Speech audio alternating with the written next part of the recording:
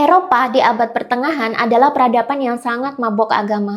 Bahkan saking maboknya sama agama, di zaman itu para filsuf, ilmuwan, seniman, dan pelaku-pelaku kebatinan, bahkan perempuan-perempuan yang menjadi healer, banyak diburu, lalu dihukum sadis dan dibakar hidup-hidup. Ini adalah sekelumit kisah tentang gelapnya peradaban Eropa dalam buku Finding God berikut ini. Meskipun buku ini menceritakan bagaimana perjalanan spiritual manusia akhirnya menemukan hakikat Tuhan yang sesungguhnya, tapi di awal-awal buku ini juga menceritakan bagaimana sejarah perjuangan orang-orang spiritual berusaha menemukan hakikat Tuhan dan mengembalikan spiritualitas dalam peradaban. Selama abad pertengahan, untuk memperkuat kekuasaan Kekaisaran Romawi Timur atau Bizantium, maka kaisarnya menggunakan agama Kristen sebagai agama resmi negara. Gereja kemudian diberi akses mutlak terhadap politik sehingga di zaman tersebut gereja sangat powerful dalam mengontrol masyarakat. Ya, kalau di abad 20 kemarin mirip-mirip Wahabi di Arab Saudi lah. Karena gereja sudah menjadi politik dan menjadi alat kontrol masyarakat, maka saat itu agama Kristen dijalankan dengan doktrin yang keras. Siapapun yang mempertanyakan doktrin dan dogma gereja akan dianggap sesat, bid'ah, dan pelakunya harus dimusnahkan. Karena aturan yang sangat ketat ini, maka saat itu Eropa pun jadi terbelakang dan miskin. Rakyatnya banyak yang bodoh dan sangat jauh ketinggalan dengan peradaban Islam yang maju karena tasawuf, filsafat, dan sainsnya. Di abad pertengahan ini juga orang-orang spiritual tercerahkan justru diburu dan dipenjara karena dianggap berbahaya. Galileo Galilei yang menemukan teleskop dan menyebarkan teori heliosentris justru ditangkap oleh gereja dan dipenjara seumur hidup dalam penjara kota sampai meninggal. Giordano Bruno dibakar hidup-hidup tahun 1600 dan masih ada ratusan pemikir bebas dan spiritualis lain yang ikut diburu, dihukum, dan dibakar atas tuduhan bid'ah. Kekejaman gereja inilah yang membuat Eropa akhirnya mengalami revolusi besar-besaran, diawali dari revolusi Prancis dan runtuhnya gereja Katolik dan lahirnya sekularisme. Baru setelah politik agama disingkirkan dari Eropa, Eropa mengalami abad Renaissance dan berubah menjadi bangsa yang maju. Sains berkembang, arsitektur dan kesenian juga berkembang, dan filsuf-filsuf pun lahir membawa Eropa menjadi benua yang maju dan menguasai peradaban dunia selama berabad-abad. Bahkan di zaman ini, tarekat kebatinan kembali berkembang, walaupun masih diam-diam. Justru dari tarekat-tarekat kebatinan ini muncul pemimpin-pemimpin dan tokoh-tokoh besar dalam sejarah yang masih legendaris sampai sekarang. Sejarah mengajarkan tidak ada orang yang bisa besar tanpa memiliki kesadaran spiritual yang tinggi, dan tidak ada bangsa maju tanpa diisi oleh filsuf, ilmuwan, seniman, dan pemimpin-pemimpin yang tercerahkan.